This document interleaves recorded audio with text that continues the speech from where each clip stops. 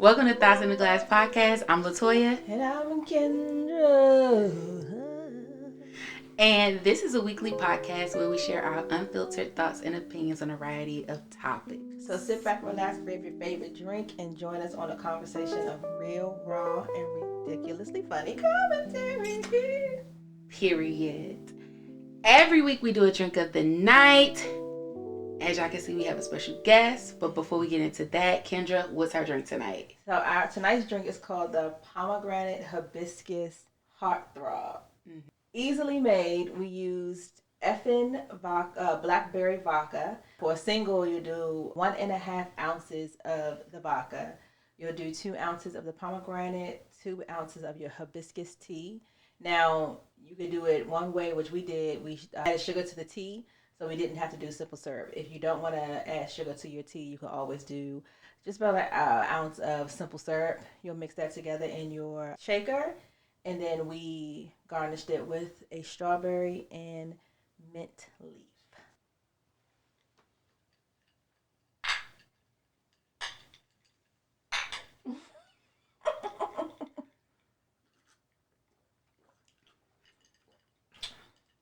It's tasty. It's good. You like it? Yeah.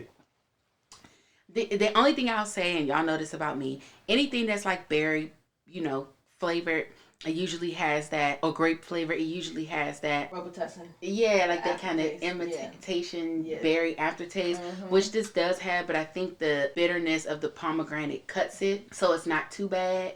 But it's good. I would drink this, like, you know what I would do? Make it in a pitcher. Yes. That way I can kind of cut that down, cut that taste down a little bit more. Yeah. So I would say probably one of the most highly anticipated guests to come on the podcast from us and from people that know us. Because we have been saying for years, like, Chris, go on the podcast, go on the podcast. Every February, we're like, dang, we got to bring Chris on here. I know. Like, so, oh, you girls. I finally got my brother to agree to come on the podcast.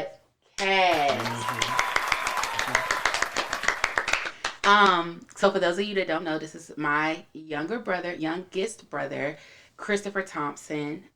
Usually I do like a little rundown introduction, but I would ask you first, if you had to introduce yourself to people, how would you introduce yourself? As an icon. As a legend. That's what I am. She's an icon, she's a legend, and she is the moment. Now, come on now. The comedian of all comedians. Make people laugh when they have bad days. Yes, that's what I am. So the icon and the Moses. legend. That's what I think I am. Martin Luther King, we could go on and on. He had a dream. Yes, I come did. on. Thank you. So y'all can already see how this is gonna go. Cheers to that. Okay, so I'm gonna just leave it at that. So we got a lot to get into, but before we get into it, it is February, and around here we celebrate Black History Month. Today's Black History fact is kind of intertwined in with everything that's going on with this episode, and I specifically wanted to talk about this because it is so pertinent to what we have to talk about today and just in general. As we know, if you may not know, February is American Heart Health Month. And so that's the national observance and awareness month for heart disease, which is the leading cause of death in most African Americans. And so it just basically is encouraging people to discuss that and talk about that, which is something we'll get into a little later. And so our Black History fact is that Dr. Daniel Hale Williams was the first Black surgeon to perform a successful open heart surgery in the United States of America. And he also founded the Providence Hospital in 1893, which is the first Black-owned and interracial hospital, and it provided critical care and training for Black medical professionals when, of course, discrimination caused them not to be able to go to other institutions. So he founded that. And then he was basically just a trailblazer when it came to heart health. And he also co-founded the National Medical Association and he was the first Black physician in the American College of Surgeons. Okay, now. So Dr. Daniel Hale, if you didn't know about him, you know about him now. And so additionally to it being Heart Health Month, it's also the Love Month, right? We got Valentine's Day coming up. So that's why I was saying, like, I feel like it all kind of intertwined. Yeah, the heart physically and the heart emotionally. Anyway, before we get really into it, Chris, we normally start off, well, you watch, but we normally start off our episodes with how was your week? What have you been watching? What have you been reading? So me and Kendra will go first to give you a chance to think about it, and then we'll punt it to you. Okay. So this week, my week was pretty good. I didn't get into anything because we had those snow days last week. I've been working a little bit extra. Y'all know I only work 4 days a week, but the last couple of weeks I've been working on Friday to try to make up the hours for the snow days because I don't have any leave because I used all my leave during the furlough. And so I've been trying to work a couple extra hours, just trying to work as much as possible to make up hours. So that's been pretty much my week. I haven't really been getting into anything other than we did go to the Bridgerton watch party last weekend. I'll let you talk about Bridgerton, but at a certain point you have to stop comparing it to the book because obviously they're going in a different direction. But when you have read the books, I think you do expect certain things. And it just wasn't given that. I heard a lot of people comparing it to Cinderella. Obviously, they're doing that. I also heard people comparing it to Beauty and the Beast. The reason, okay, I can see both because when I was watching it, I saw a glimpse of both. Okay. You have the whole beginning of Cinderella going into this, you know, the concept of it, meeting somebody at the ball, going into the whole thing, but because they then get and if y'all haven't seen it, spoiler alert. So in the midst of like him trying to protect her, this was like where it kind of veered into like the Beauty and the Beast a little bit because they were at a friend's house for a party or whatever, and she was now stuff has happened, she done got fired, she's now working somewhere else. He sees her, these men start to attack this other young lady trying to do a little something strange for a little piece of change. She stops them. He jumps in. So if y'all remember in Beauty and the Beast how he was fighting the wolves, kind of gave that. Okay, all right. I see that comparison. Kind of gave that. So then he goes back because she goes into now they go to his cottage. He's wounded, so now she has to fix his wound because now he has had a fever. Now inside of the house that they're staying in, he has servants, but it goes from her. She has been a servant. She's now at his house as a guest. Instead of like he's telling his servants like treat her just because she was a servant. He or she's my guest. So the lady of the house, I think it's Miss Crabtree. She's telling her like don't get too comfortable. Yeah. But then you see them slowly start to like the whole Beauty and the Beast thing, starting to like each other. Okay. And so she literally says, "Don't you see something there?" to her husband, Mr. Crabtree. So in like there's a portion of it. It's literally a Beauty and the Beast story. Okay, I guess a reimagining of the Beauty and the Beast story. From my perspective, I was focused more on the Belle. Her father, telling her like she being taken against her will, being trapped. I was thinking of Beauty and the Beast from that perspective. I wasn't really looking at it from it's the now she's taking care of him. All they needed was a tea kettle singing, and baby, where's the lamp? Okay? Where's the armoire? Where's the armoire? Okay, and she went up in the armoire to get close. It gives. Okay, all right, okay. I felt like the Beauty and the Beast thing was a reach, but as you're explaining that, I do see the connection. The way, the way you, so it gives all of the dramatics of the retelling of Cinderella and Beauty and the Beast. But I'm gonna tell you, the modernness of the bullshit that he does is so unnecessary. Like it's. Punch him in the face. Yeah. Punch him in the face. Yeah. I tell you what, it's like as women, we always get to a point where we really think we're about to get exactly what we want, and he goes say something stupid. I know. But anyway.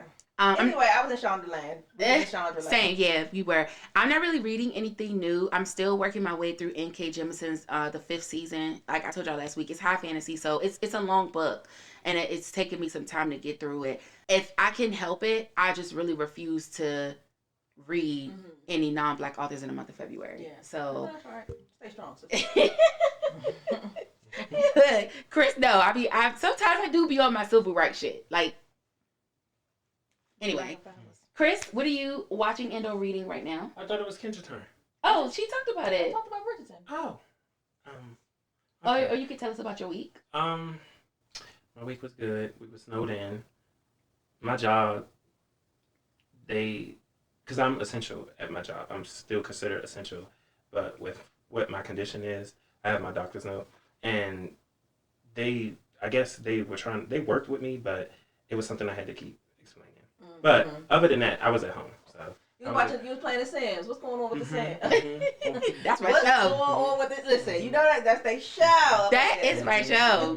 One of my favorite things to do is to watch Chris play The Sims. I don't know why, but she does. Because it's the commentary, and then it's also the tea. Now what's wrong with her? But what are you watching or reading? I'm rewatching a lot of stuff. Reading. I've been reading a lot of Stephen King because I like the Stephen King, Edgar Allan Poe, Tim Burton, clearly. So I've been reading a lot of his books, but I also been reading some of like his not horror because he has a lot of fantasy books too. But I'm currently reading The Shining. I'm reading that before I see the movie.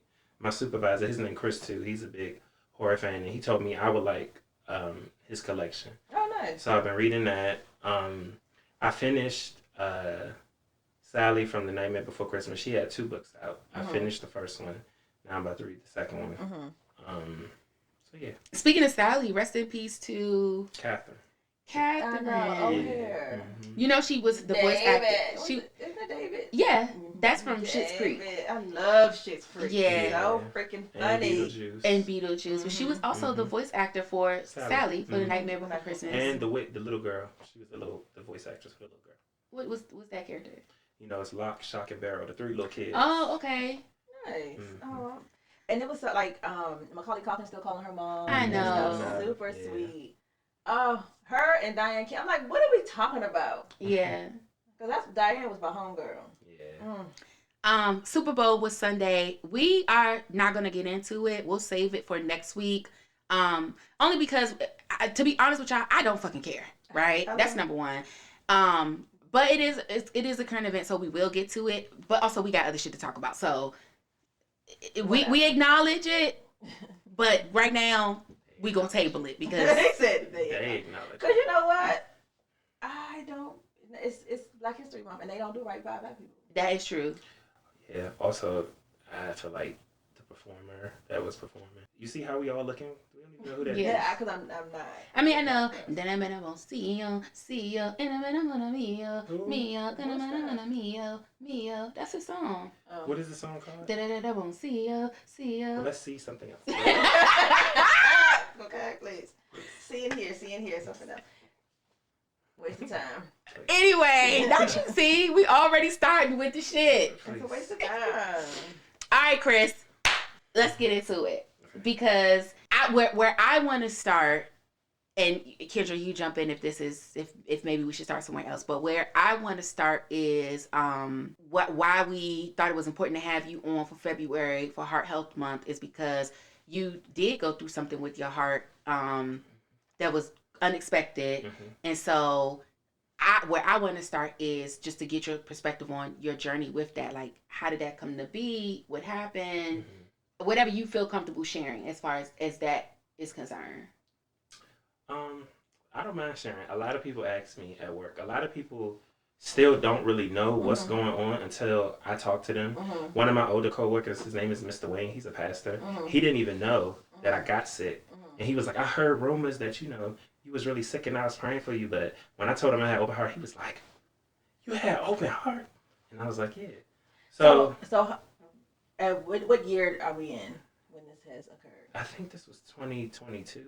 Okay, so we were just coming kind of on the ending of the majorness of the pandemic. Yeah. Okay. Yeah, and I started noticing, it was weird. Like, I started noticing, like, because I did end up catching COVID.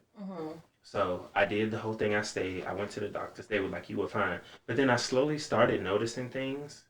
And I was like, I'm fine. Then this was around the time where I got career at my job. So in my mind, I'm like, I got to keep coming to work and doing this. But slowly, it was something that was going on. Now, everybody, especially my mother, was like, are you all right? My mother used to be like, you still coughing? And I'm like, I'm fine. It's just a cough. You know, and because they kept saying that you may have a lingering this, yeah. They kind of kept brushing all of these things symptoms off. Okay. So I was just like, it's just the effects from after the COVID. So I'm going through the motions. I'm going to work to stuff, and by career, you meaning that you went from being part-time to full-time. I just kept doing my thing, but then once the humidity got really high, that's when I felt it. Because when I was in maintenance, we have to walk to the garage to get to our trucks. And every time I walked to the garage, it felt like somebody punched me in my stomach. And I was breathing heavy. And I was just like, what is going on? So for a couple weeks, I was fine. I did end up going to Kaiser, and they was just like, I think they was like, the lingering effects, like you said. So they gave me like an inhaler and stuff. And the dosage was too high. And at this time, I was living with my two best friends in our apartment in Bowie. And I would puff it. Then I'm like, I can't breathe. Something going on. So one of my friends, she called the ambulance, and they was just like, oh, like, it's your anxiety. You got to calm down. And I'm like, no, something isn't right. And then it just kept getting worse and worse and worse and worse and worse and worse. And then I came here because I couldn't even make it up the steps because we were on the top floor, and it wasn't an elevator. We were in our Vista Bowie, and it was a nice apartment, but we were all the way at the top. And I'm like, I can't make it to the top floor. So I came here. If I can't remember. But before that, okay, so one thing I want to say is that people may not know this, but having shortness of breath is a symptom of heart failure. But a lot of times people don't know that, and so that's not the first thing that you think of. Yes. I also want to mention that with your size, I think throughout the whole process, initially, I felt like the medical people were just kind of chalking it off to, oh, you overweight, that's why you breathing hard, or you know what I'm saying, whatever like that, when it was a deeper issue. And I don't think that I think that they saw the situation, like, and automatically assume. Like, oh, you live on the top floor of an apartment building, you're breathing hard, you're a big dude, oh, you just out of shape. Instead of actually running tests. And because you did have COVID, I think they also kind of in their mind was like, oh, you had symptoms of COVID. You know, it just was like it's any excuse to not have to perform any medical stuff. Exactly. Or not have to look deeper. Right? Yeah. Which I kind of have a pet peeve with that, because I just feel like as a bigger person, a lot of times every little health problem you have, they want to write it off on your size. And it definitely doesn't help being a person of African American heritage. Right. Because they just put you in the same. And it's like, oh, you just lazy, or you just whatever. So I do think that in the beginning, and not to, so I'll even say, in addition to all of that going on, you yourself, young, thinking I'm healthy, I'm just sick or whatever, you also too was kind of like, it's not that serious. I was definitely like that. So I think all of those factors is kind of what got it to the point of like, he had been going to the hospital, he had been saying something wasn't right, but then never really going deep because I just got a cold, or oh, you know, they said I just need an inhaler, or you know what I'm saying, like, and so every time, you know, something happens, it kind of gets brushed off. But before you came here, I think Lizzie had to call that ambulance. Yeah, so before I came, because I'll never forget, so I think this was on a Friday, and I was having shortness of breath, and I couldn't take it anymore. And my best friend, her name Mia, I was on the phone with her, and she was like, go to the hospital, dog. Like, just go. She was like, even if they say nothing wrong, you just need to go. So at first I'm like, no. Then I'm like, fine, I'll go. I called my crew leader, and I'm like, you know, I feel like I got shortness of breath. Like, it's hard for me to even walk from the truck to outside to this. So my crew leader's like, if you had shortness of breath, why did you come? Like, go. Do you need me to drive you? I was like, no. Since I was in Bowie, you know, there's a little emergency thing. So I went in there, and the lady was like, oh, it's an hour wait. I'm like, no, I can't breathe. So the lady next to her was like, he's telling you he can't breathe, and you talking about an hour. So I put my mask on and they put me in a room and they gave me oxygen. And then I took a picture. I think I still got the picture. That picture is the last picture I had before I had this. So I took a picture. It was on a Thursday, now I think about it, because I called my manager and I told him what was going on, and he was just like, you get better, don't worry about it, all this. But in my head, I'm freaking out because I'm like, I just got career. I just moved out of my aunt's house. I was really trying to get out there. I end up doing everything going good, and now I'm sick. Now it's like, it's getting to a point where it's really bad. So they came in and told me what was going on, and then they wanted to do a CAT scan. But that hospital was like, oh, basically they was like, you too big, we got to take you somewhere else. So I'm like, all right. So in my head, I'm like, so I can't go to work tomorrow. And they're like, no. Sir, what are you They're like, sir, they're like, no. focus. Immediately, they're like, we can call him. Is it that bad? And I'm like, no. I'm just like, so I can't go to work tomorrow. And they're like, no, you'll be spending the night here. So I called my mom, and she's like, oh God. And Toya, no, our mother is so dramatic. This is the word that's being dramatic for. That is true. Also, we're all dramatic, but she is like, we get it from her. And she is a tree. Here are the apples. Yeah, and then also, I'll probably bring it up later. With me, when it comes to my mom and dad, I just be like, y'all so dramatic. Even though the situation is dire, like I'm on oxygen, so like I could see her freaking out. But in my mind, I'm like, Mom, it's not that serious. They just said I need a CAT scan, and she's like, a CAT scan? What do you need a CAT scan for? So later on that night, they ended up giving me a CAT scan because the guy weighed me and he was like, you can fit on the machine. What are they talking about? So he took me, gave me the CAT scan. They was like, well, we see some things. We're going to take you to Inova. I'm like, where's Inova? Apparently there's two. There's Alexandria, then there's Falls Church. Oh, yeah, Falls Church. So they took me to Alexandria. They had me there for like 2 weeks. So my friends came to pick me up. Before they admitted me, they were like, basically, this is the medicine you got to take, which was like real heavy heart medicine, because they're like, what did the lady say? She was like, something going on with your heart, and we're going to need to observe you.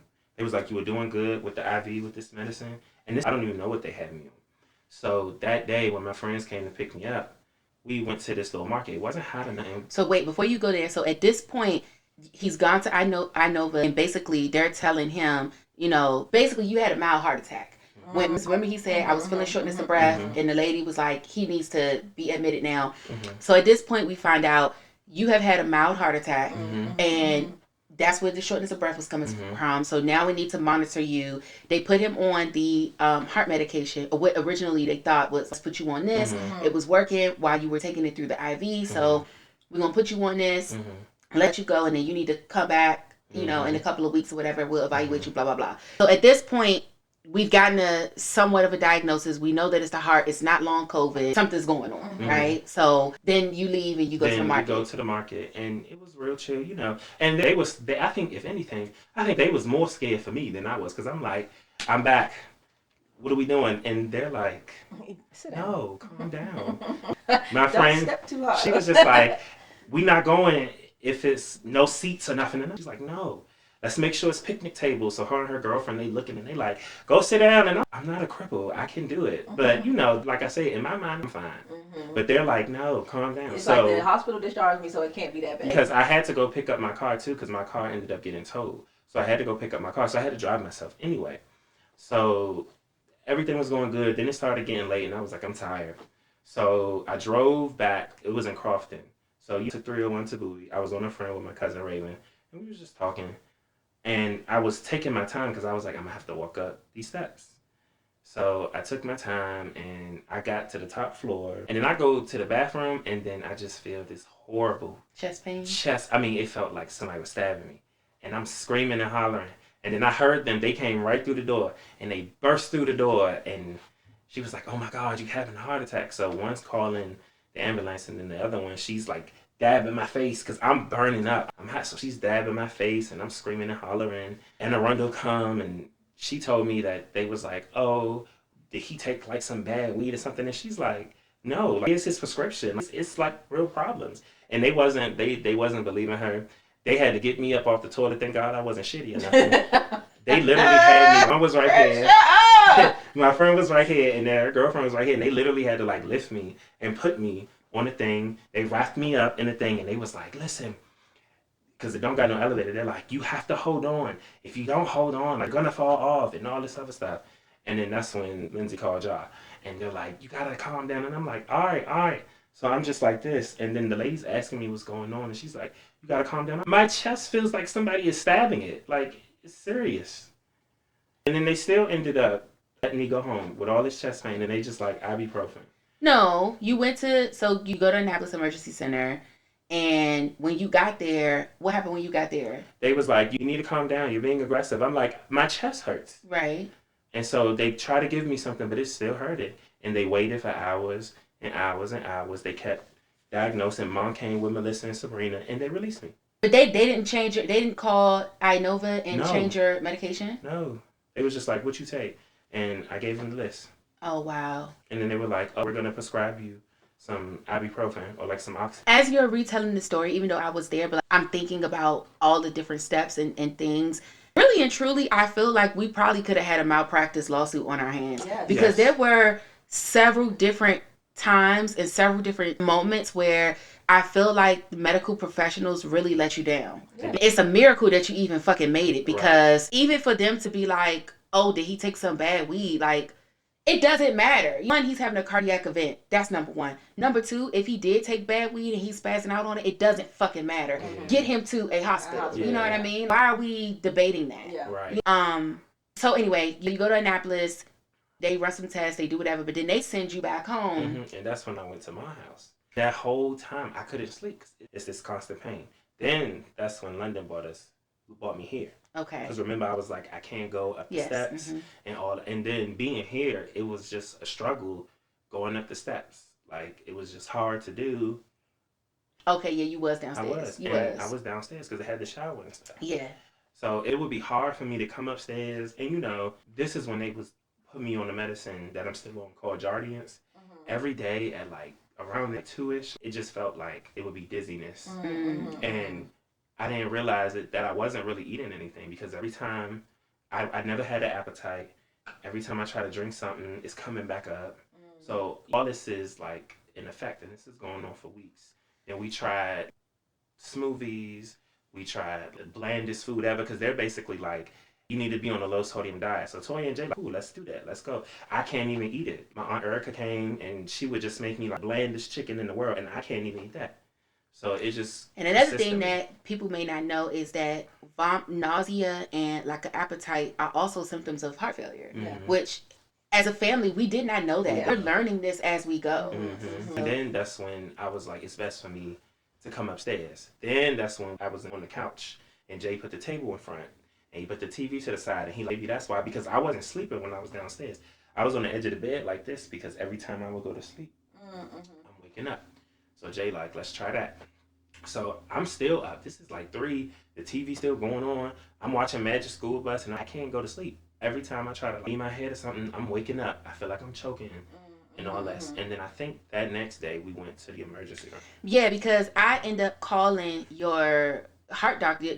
So the cardiologist that put him on the Jardiance, I call him and we're describing his symptoms. And I'm like, look, he's not eating.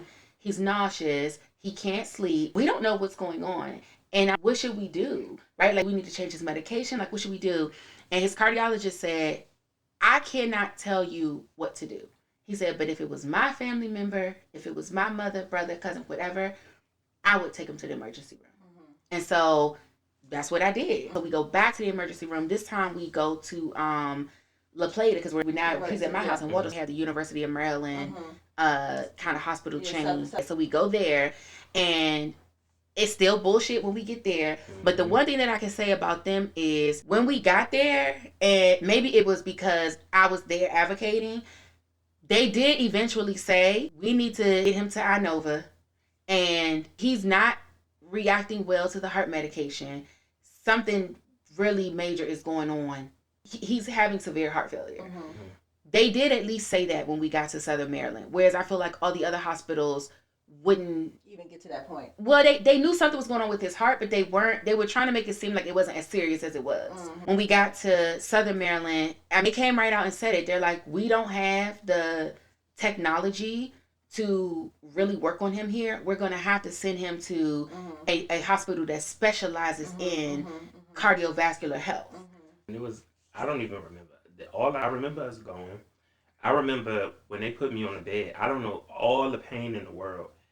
It was so bad. It was just a lot of pain. I was in a lot of pain. I was in a lot. That's all and then I remember they tried to put a catheter on me and I was like, no.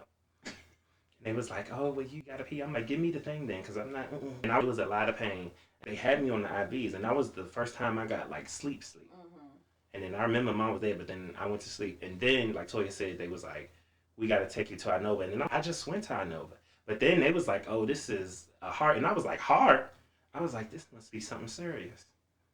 So then we went there, and they were really nice. And they still, to this day, they're very nice. They was very neat. But in my mind, I was just like, what is happening? Because I'm not thinking of nothing. I'm just like, I got to get back to work. That's how my mindset was. I was just like, I got to get back to work. But when I went to Inova, I was like, okay, all right now. somebody say something is really going on, because why am I in this fucking room? What's all this going on? And it took me a long time to cope with it, even before the surgery. Because I'm like, what the fuck is going on? Why am I still here? So mind you, from this, throughout this process, he's been in and out of the hospital and has not been back to work. So now we're looking at like a month, maybe even 6 weeks from that first event.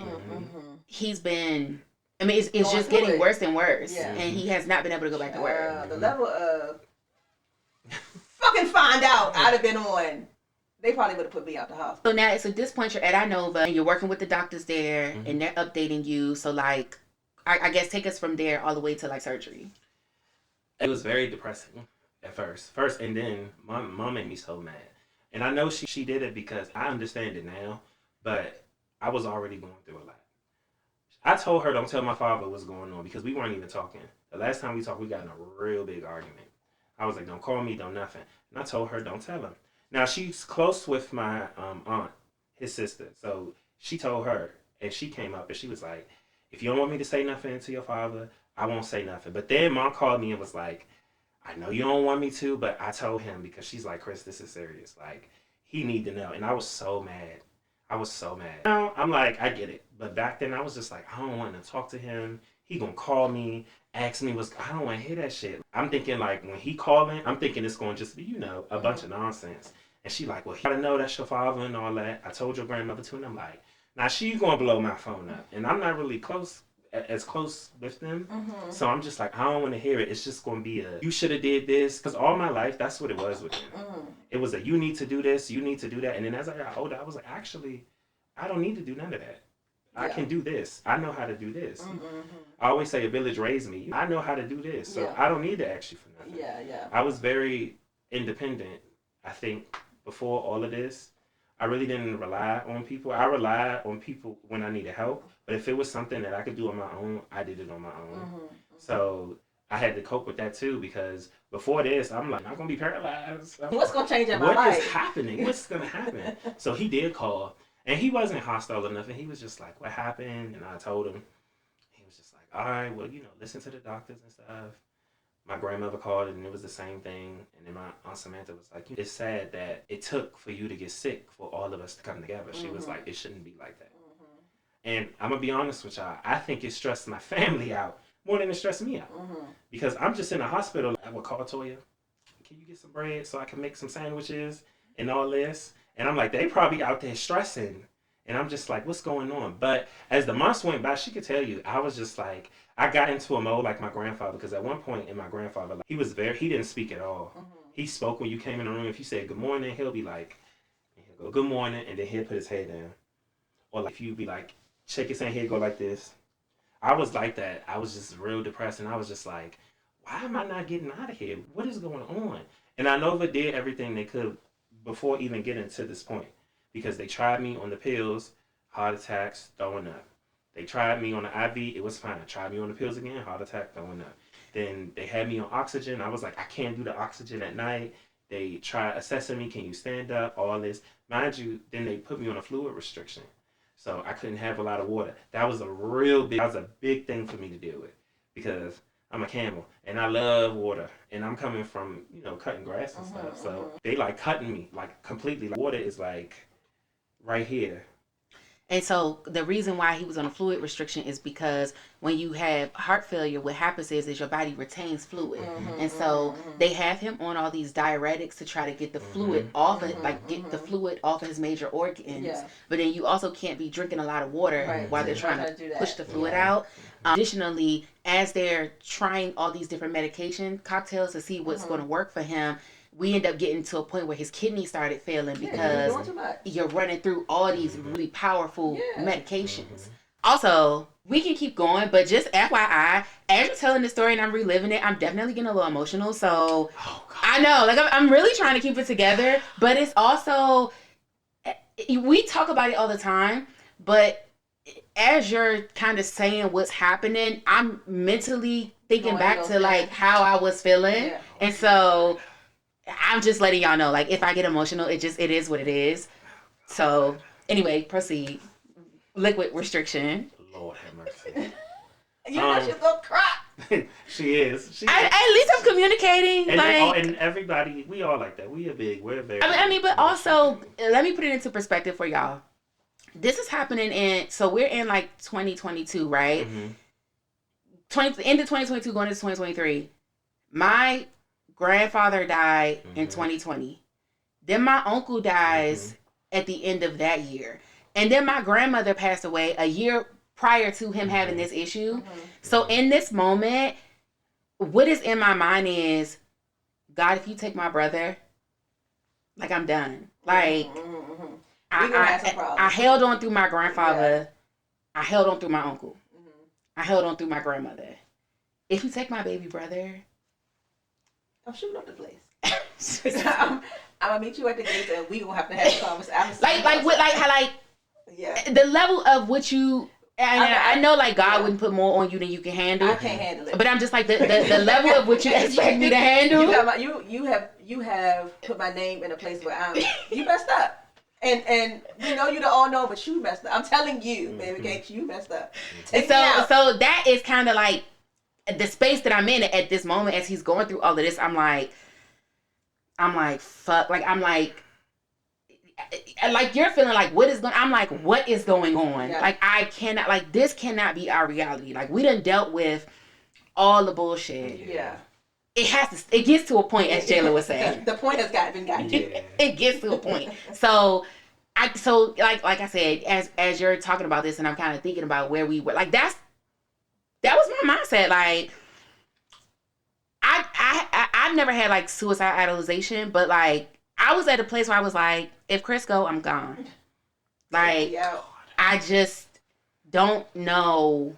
And it's not even like, oh, this is like the best person. I think it was just, I cannot handle that level of grief. Like, and then I'm like, God, come on now. Like, you done gave us some stuff and we ate that. Right. We took that. Took it on the chin. Took it on the chest. I can't, like, yeah. So that's where my head is at this point. I'm just like, okay, what they saying? What they talking about? What you need to do? Because if it don't work, just know that we're all out. And I think my mom too was at that place. She was like, it's giving cult. It's giving, we drank the Kool-Aid. Because she's like, I really can't. Like, my mom was like, y'all, she was like, I cannot. And I was like, me either. And we just have a party. Who got the Kool-Aid? Everybody lay down together. Pass it around. And we're out of here. Like, and I'll see you upstairs. Oh, Lord. It's been nice. It's been real. And so that's why I say, I think it affected everybody in my family more than me, because in my mind, I'm just like, what is happening? What's going on? But on the outside, everybody's like low-key already grieving.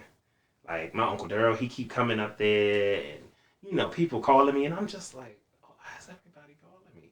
You know what happens, though? I think that people, when you're in the process of going through it, like, God forbid if something happens to me, I'm not going to deal with this grief of me being gone. Because you're gone. Yeah. I'm on the other side. Yeah.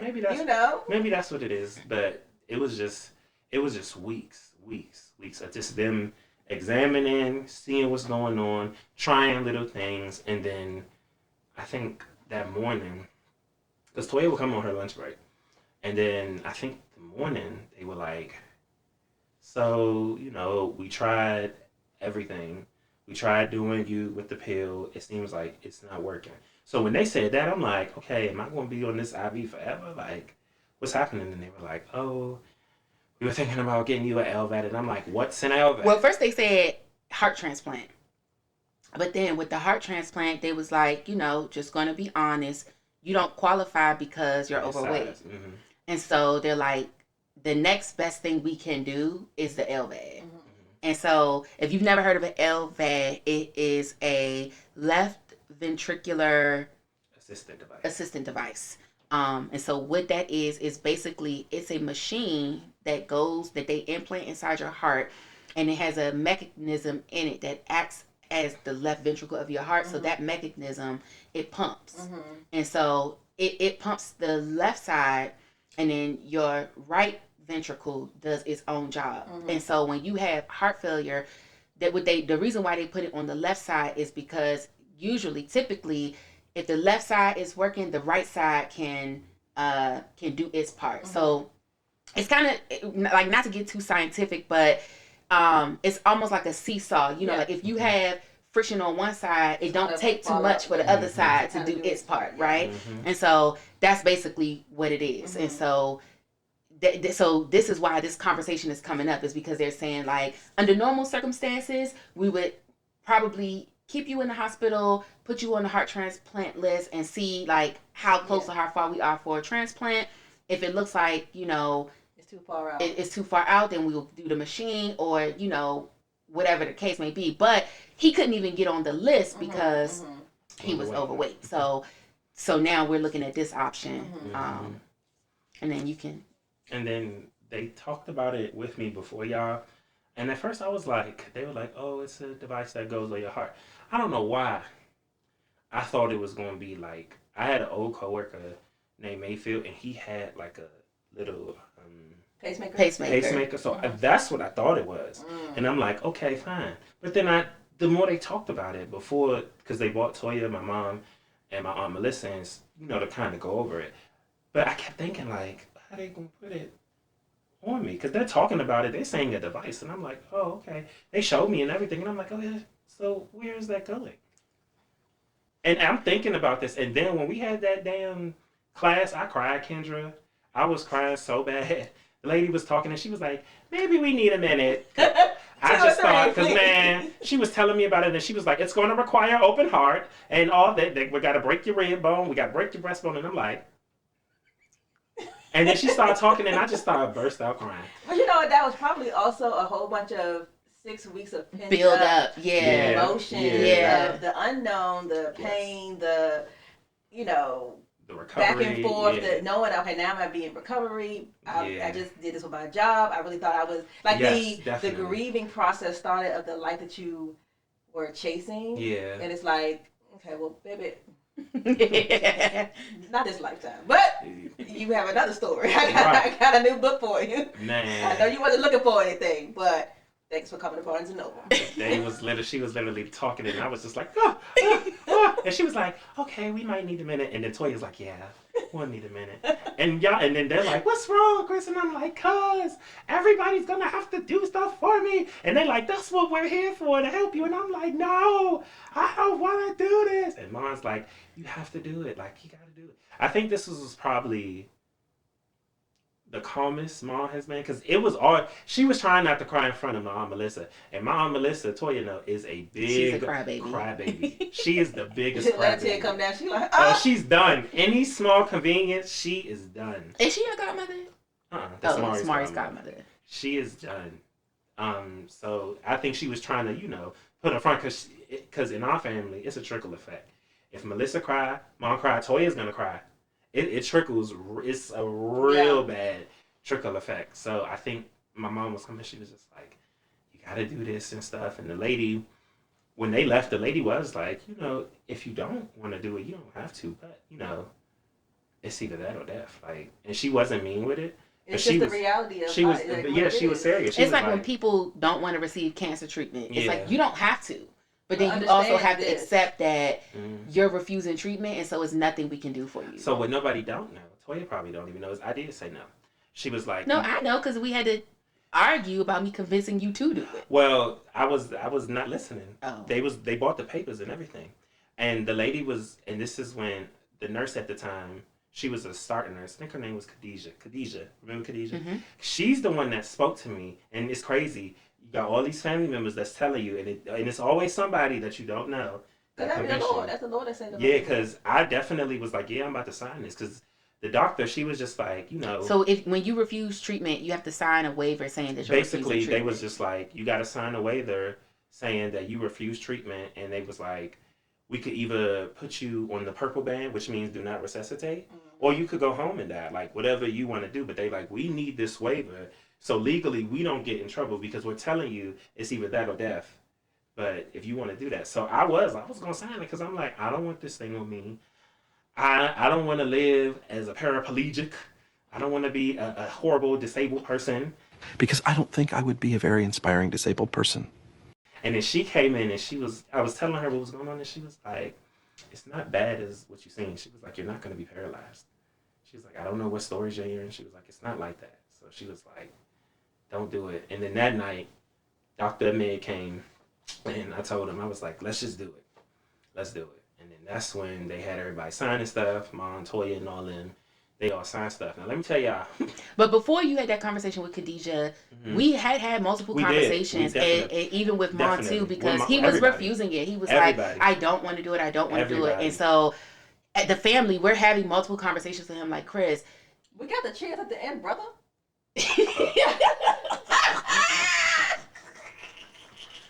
She may have to make you another one. I'm sitting here drinking. I'm sitting here watching like, Lord. But so we're having these conversations like, you trying to convince him like you have like, what do you mean you don't want to do it? Like, if you say you don't want to do it, then you telling us you're giving up. And like, is that what you're really saying? And then he had the nerve to be like, I mean, I'll just live as long as I can without it.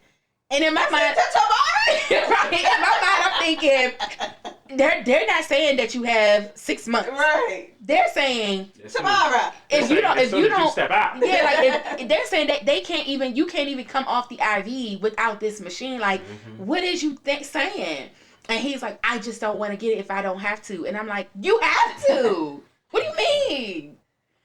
But as we're kind of having these conversations, I'm thinking, in my mind, I guess I never thought like, he not gonna do it. I just thought he needs to think about it. He needs to kind of get comfortable with the idea of it. Yeah. He gonna go into it begrudgingly. I'm not thinking he gonna sign the waiver. Yeah, and be done with this. I was gonna sign that waiver. So then the night before the surgery, they were already cutting me off on my direct supply of water. So they was like, yeah, we can't do it. And then they were like, we're gonna wake you up like in the middle of the morning, because the surgery is going to take a while and stuff. So I think I talked to Mom the night before, and Ashley, my cousin Ashley, who's another big crybaby, her and my other cousin Kiana. And they like, don't cry because you already know how we are. It's going to be okay. It's going to be okay. But also, too, you say everybody else a crybaby. You was really emotional during that time, too. Oh, I was very. Well, he has everybody. Everything. I know, but like, every little he's thing. talking about, oh, my cousin is a crybaby. Every little thing. But also, everything. Toya, can you bring some Gatorade? I bring the Gatorade. I just want to thank you for bringing this Gatorade. Everything. Why did you cry over the Gatorade? Because he on his deathbed. Thank you. Everything was about I don't know if I'm going to be here tomorrow. I just appreciate you and Jay and everything y'all done for me. I was crying. I'm everything. like, why, Chris? It's the middle of the Gatorade. day. Why you calling me with this? But to me, it was like divine. This is the last. You don't know if this is my last Gatorade. This could be the last supper. Because they were like, you can have everything but water. They was like, Gatorade is fine, ginger ale, apple juice. Obviously, you can't have a lot of it, but you can have more than a little swig of water. So I'm like, please, Gatorade, please, and yes. So the day before the surgery, my father called, saying he was crying on the phone, and I'm like, why are you crying? Mind you, I'm still like this. I'm like, why are you crying? My grandmother calling me, just do what they tell you to do, and I'm like, I am. So I fuck up. I'm watching The Color Purple. I start bawling. You cannot watch because that's what I used to. Because that's what I used to watch with my grandmother. So I'm like, oh, Grandma, Grandpa, I miss y'all. I miss y'all so much. I miss y'all. Then I watch Titanic, and then I go to sleep, and then they wake me up. They put me on the other bed. They're like, "Oh, here's the surgeons," and they're like, "Mr. Thompson, we're gonna take so much good care of you." And I'm like, and they're like, "You don't want to call anyone?" And I'm like, "No, no one's awake." Mom was like, "I was wide awake." Mom told me she was like, she was like, she said she was on the phone with Erica, and when they called the first time, I guess to say I made it out, she was scared to pick up the phone because she thought it was the call, saying I ain't make it. Ooh. So I'm like, no. So they like, can you sign here and sign there? And I'm like, signing this stuff. Man, y'all, I see these big old bright lights, and I was just like, Take me out. Get somebody else to do it. And they was convincing me because at that time, even though I was having like pain, I could still move. Mm-hmm. But I was not trying to get up off that bed. It was taking it. Dr. Ahmed came, Dr. Senna, a lot of my whole team, the ladies. This is his cardiology team. Yeah, they all came. Khadijah, she came, and they just like, it's gonna be fine. And I'm like, it's not gonna be fine. I gotta get my fucking breastbone broken and all. It's not gonna be okay. Like, what if I die? And the lady before that, the lady was like, "Oh, if you die," she didn't say it like that, but she's like, "If you die, who do you want to make this for you?" And I'm like, "My sister." I think I put you, Jay, and Mom. And they were like, "Okay." And I'm like, "If I die, what do you mean?" And they're like, "Well, we got an accident." And I'm like, "See, y'all making it worse for me." I was not trying. I was holding on to the bars, this big bear. I was just holding on to the bars, and they're like, "It's okay, it's okay, just let it." And I'm like, "No. Let it go." They're like, "Let go." I'm like, "Let it go." No. It took a lot of convincing. I'm like, the surgery probably could have been done by now. Right. You could have been done back at eating a cheeseburger. Then they threw my ass on the thing, and then they start. And they're like, we're examining Christopher Thompson.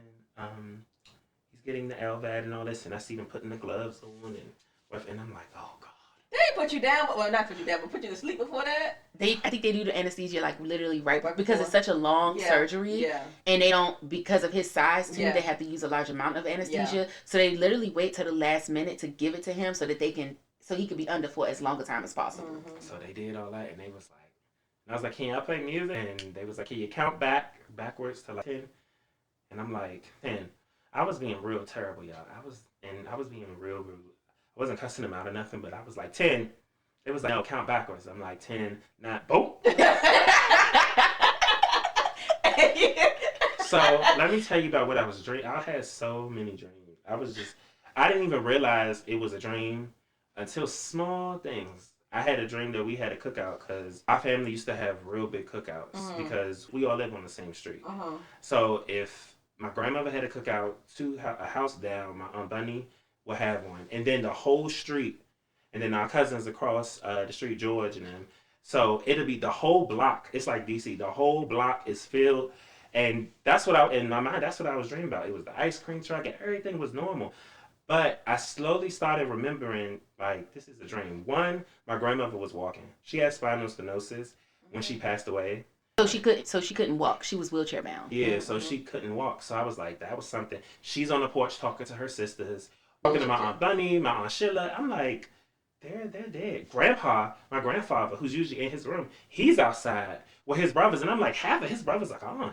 So I'm like, this is, but in my mind, I'm like, this is still, I see the ice cream truck, everybody out there. Toya's out there with her best friend, Crystal, my friends, Nasia. We're all out there. Then when I went to the bathroom, it was me younger. And I was like, oh, so this just must be a memory from what I remember when I was younger. And I was like, oh. And then all of a sudden, it just got real dark.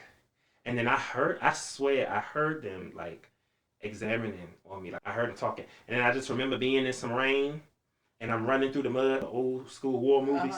I'm running through the mud, but I hear them like talking. And I'm like, oh, they either must be patching me up or it must be going because I'm hearing like ding, ding, ding, ding, ding, ding. But I'm running in the dream. The anesthesia may have been wearing, starting to wear off. I'm running. Then I'm in the thing with the Titanic and it's filling up with water. And I'm like, Lord, I'm going to drown. And I go down. Bloop! I go down again. Now, I think I'm seeing something. So I turn my head to the side. And then the damn thing filling up with water again. I'm like, oh, I'm about to drown. So I'm like this. And then all I hear is the lady telling me to calm down, calm down. So then I tell Toya, this is the part where I told her I had two voices in my head. And I was like, it was like a straight line. And one line was like, you like water if you go to the beach and how the water is in the dark with the waves. It was like that. And then it was like the clear. And I had a voice in my head that was like, do you want to live or do you want to die? And I was like, the voice that wanted me to die was like, it's going to be hard for you. You know, just basically take the easy way out. And then the clear voice was like, no, it's going to be hard, but you'll be all right. You'll be fine. And I've heard my grandparents and they was like, we got to, you got to live for us. And then my uncle, man, was just like, he just was like trying to say anything. So he was talking about Erica with her son. He was like, you help raise them boys. What if she gonna need your help? You know, just saying anything. But immediately, at first, I ain't gonna hold you. I was like, you know what? Let me just dive over it's just, you know what? It'll be easier. I don't gotta wake up in pain or nothing. But then I was like, no, I do want to live. So as I walked through the water, I just was like crunched up somewhere. And I saw a little hole of light. And as I'm crawling to the hole of light, the back of me is swallowing me up. So I'm like this. I'm like, so once I get out, I wake up and I'm in the emergency room. I got this tube down my throat. I look down. I see the hole where the thing is. I see where the LVAD is. I see something else is in me. And then I feel this tube all the way down. And I start going off. I start shaking and going. And they like, you got to calm down. Mr. Thompson, calm down. And I'm about to die right here. I'm about to die from suffocation because I had the oxygen already in me. I had something in my neck. And then I was like, I'm going to die right here. And then I heard my grandmother, and she was like, calm down. And I was like, all right, Grandma. And I was able to get back. And Lord, it was horrible in that ICU. Not horrible. The nurses, everything was good. It was me. Because of all the medicine. When they had to clean me, thank God I wasn't shitty. Thank God. I swear to God. They had to turn me. And since I still had this kind of open, it still hurted.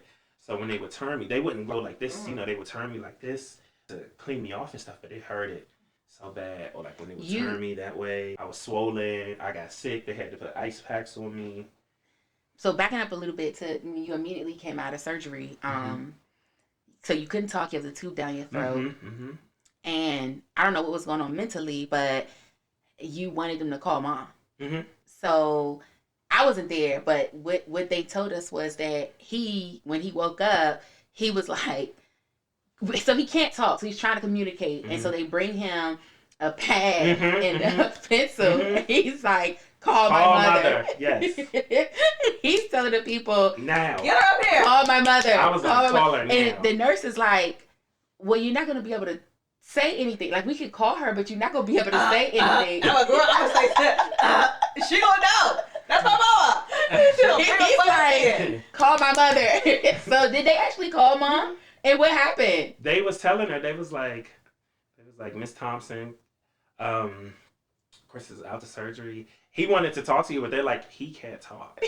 So he can hear you, but he can't talk. And what am I doing? And she's like, don't talk. Don't talk. You fine. You fine. And I'm still trying to talk. And she's like, Chris, you can't talk. You all right? You okay? You can't talk. And I was just like, man. So when they gave me that board, I was writing all types of shit on that board. What were you writing? Turn the light off. Leave me alone. I'm okay. I'm not hungry. And then I don't know why, but it was just the hallucinations was just crazy because I would look at the football game and one guy, I was looking at it so intensely, and so the guy that's like cleaning me up, because they had a catheter on me, which to this day I don't even know how they got it off. They put you to sleep and they said, and this is it, because he would like go like this, and I'm like, that's all the piss. So he's examining it. He's like, oh, you must be into football, and I'm looking at him and I'm like, you know what's going on in my head? If this team wins, I get out of here. If this football team wins, I get out of here. They was losing, I was crying. I was like, I'm not gonna get out of here. They won, and I was like, oh, thank God. Thank God, thank God. The Olympics, I'm watching reruns. The whole time, too, I was watching reruns of the Olympics on the tablet. And I'm like, oh, if this team win, I'm getting out of here. I'm getting out of here. I'm trying to understand what in your brain made you think that had a connection. He need any kind of hope that he can grab on. Hope. I had a dream that people was in the room with me and they all got out except me, and I cried. When they was putting something in my neck, I don't know if it was here or here. It felt like some clear water, and I kept calling it rose water. I'd be like, here come the lady with the rose water. And I don't know, she put it in my neck, and I'm like, yes. Could you I'm even quenched. feel it? My thirst is quenched, yes. I'm like, yeah, whatever she was giving me. And so at this point, probably all cold and stuff. That's man, I was like, whoa, Lord. So then that was the time where they would brush my mouth because it was like a little tube. And I hated it though because while they were doing it, it would go down and it would cause me to go like this and it hurt it. Yeah. And so I took it from her and she was like, you want to do it? And I'm like, yes. Because that way you're not jamming nothing down my throat. So I'm doing it. They I'm probably like, come back to that nurse's office and be like, "This fool He is was crazy." he had gotten to a point which I think it's mental and emotional, but he had gotten to a point where he was being so difficult that like they would have to call me and be like, can you talk to your brother? And I'd be like, why are you being mean to the nurses, Chris? They have to take care. They have to do this. They have to do that.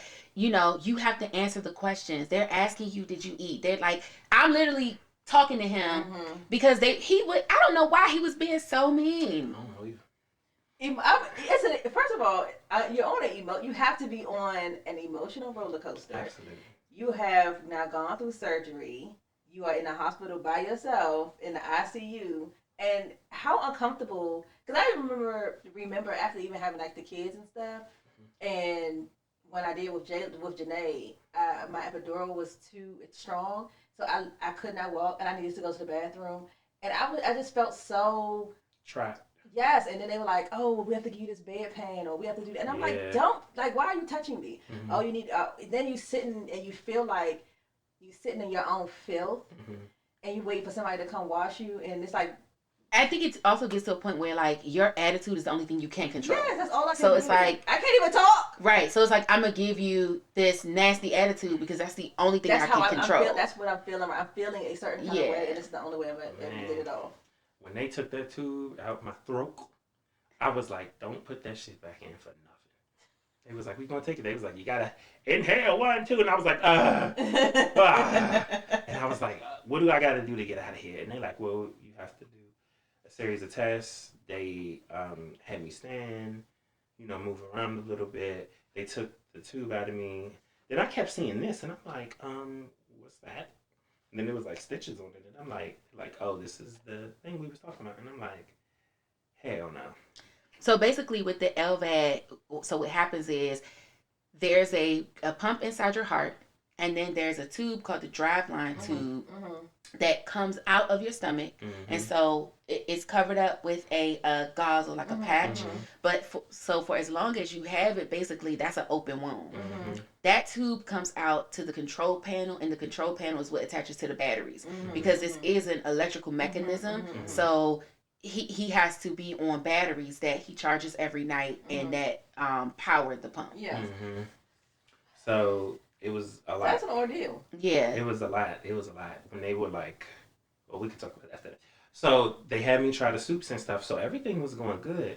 They were like, we're just waiting because I was progressing. So they were like, we're waiting for a room upstairs for you. To get you out of ICU. To get you out of ICU. So I'm waiting. So I finally got out. Had another heart attack. I don't know if it was a heart attack or something was going on with my chest. They put me right back downstairs the same day. And I was so mad. But they had to figure out what was going on. I don't know what happened, but as soon as they put me up, felt like something was in my chest burning.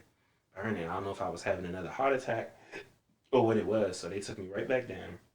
Then once they put me back up, I was up. But I think that was probably the worst of it all after. Yeah. As far as like the depression and stuff, I think that's what more, because it was depressing before the LVAD, but I think after, because it was just like, I was like, I gotta adjust to do everything all over again. I had to learn how to walk all over again, how to use my hands and breathing with this thing. They had me like on this thing that you blow air out of, and it got to get to a certain point before you can do all that. I hated the physical therapy. I hated it so much, but it was for my benefit, but I just hated it. The thing is, and I think this is also probably what older people go through, is when your mind is still very much so in today, but your body is at toddler, and it's like, what are we doing? It's like sync up. Let's go. My brain is saying walk, but my feet is not walking. For a long time. Shaking, knees buckling. I'm like, I can get up. It's like, come on. I talk to my grandma about this all the time because she's like, oh, yeah, I'm going to just start baking my cakes. And I'm like, you can't walk, man. You shuffle. You shuffling. She was going somewhere. And again, she's trying to get to where she wants to go. And the thing is in front of her. It's too far in front of her. So she just the shuffling. Next thing you know, that's still going. And her feet are stopped. And she's just sliding on down. Ma'am, you can't do it. I get it. Your brain is like, I've been walking for 90 years. There's no way. Yeah, I was definitely like that. They would be like, oh, we're going to just sit up and sit down. And I'm like, sit up and sit down. Child's play. Take me outside. When they finally was able to get me outside, they had the chair behind me. Man, y'all, let me tell you something. On that walker, I was fierce. I was fierce. Clink, clink. Mr. Thompson, clink, clink, clink. They running with the chairs. Clink, clink. They're like, you're going too fast. I'm like, no. Also, he's trying to get out of the hospital. Right. So he's pushing himself because he wants to get out. And then my leg, I was telling them, like, my right leg, for some reason, I don't know why, for some reason, every time I walk, even a little block from like here to like the kitchen, my right leg felt exhausted. Mm-hmm. It felt like a couple walks and I'm dragging it. Mm-hmm. And they were like, I think they said it was a pinched nerve. I was say it probably some nerve from me sitting for so long. Yeah. So even when I would walk, I'm like, it's exhausting just walking alone. Then it started dragging, but I was determined.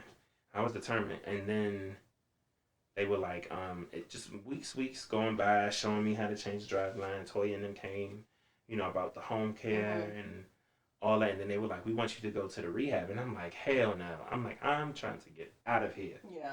But I was with Kaiser, and Kaiser was like, nah, he could do it home. And I'm like, that's what I wanted. So then we got home, and the home part, I think that was rough too. In the beginning, it was rough. It was very rough because it was going up and down the steps, and then I was more exhausted with doing that. So going up and down the steps, and just doing things in the house was a lot for me in the beginning. But as time went on and stuff, then I would try walking. Then I would go from like here, go down the hill, go back up, then like slowly, to the mailbox and back. Yeah. Then I slowly started progressing.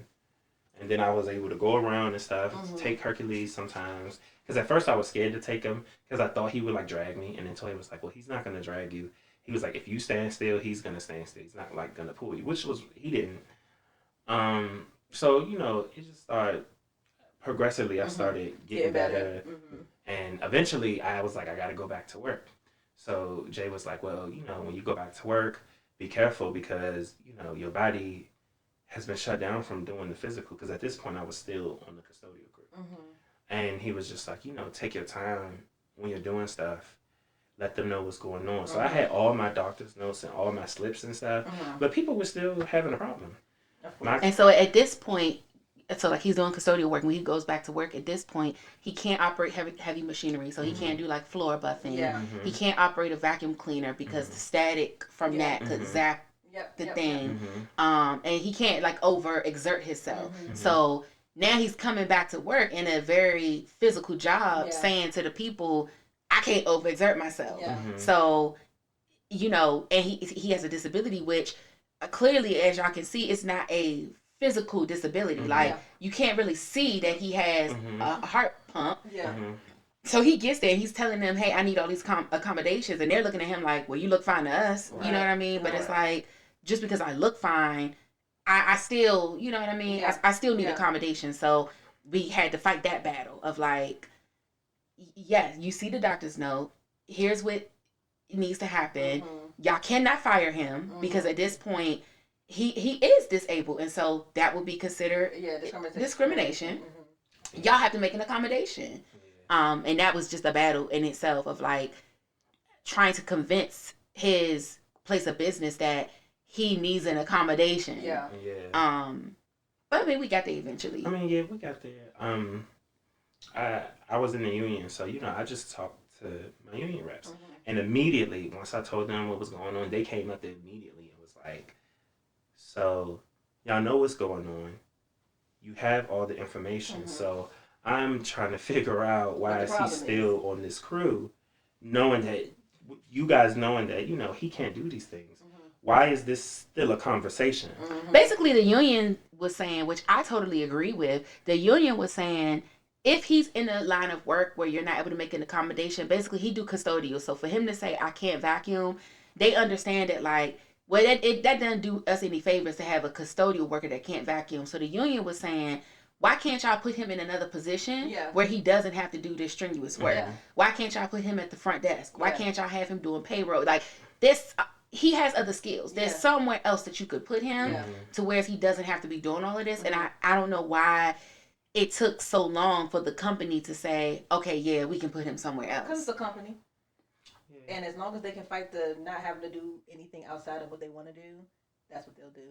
And then even when I talked to the HR lady, she asked me, like, so she was like, well, what do you know how to do? And I told her my skill sets, and I was like, I'm willing to try anything. I just want to make sure I keep my job. I was like, I don't think it's fair for me to come back with this disability and everybody to be so nonchalant about it. Like, that's not fair to me. And I said, or inconsiderate. Yeah, and I was like, I do feel like that's discrimination. So once they heard that, they were like, you know, the Cynthia Erivo thing where she's like, that's how they was. Don't. And I was like this. Because I was like, I have given y'all the papers. Y'all have my file. And there was a lot of, you know, shady stuff that was going on. But they figured it out. So they sent me to a place called Harmony Hall. I was in Fort Washington, working front desk. I learned a lot from there. And in my mind, I was like, I'm just going to use that to put on my resume. And I was only there for, I think I was at Harmony Hall for a year. I got a lot of connections. I actually got along. I don't even know if it was a full year. I think he was maybe there for like 9 months. Yeah, because I left in February. Yeah. And I got there in July. I wasn't there that long. Yeah. And I got a lot of connections, people I'm still close with. A lot of them bought Toya's candles because it was an office full of a lot of women. Yeah. My division chief, she was an AKA, so that's kind of how we got along. You know, it was a lot of things I didn't know, like Excel and Word and PowerPoint. I didn't know none of it, and I let them know, you know, I don't know that. But I was looking on YouTube, and that was like Excel for beginners, and I was just, you know, playing with tabs and stuff. And one time, I called Toya because my supervisor, the admin supervisor, asked me to do something. And I did not know Kendra. She was like, look on this list and mark all of the people that need to renew their license.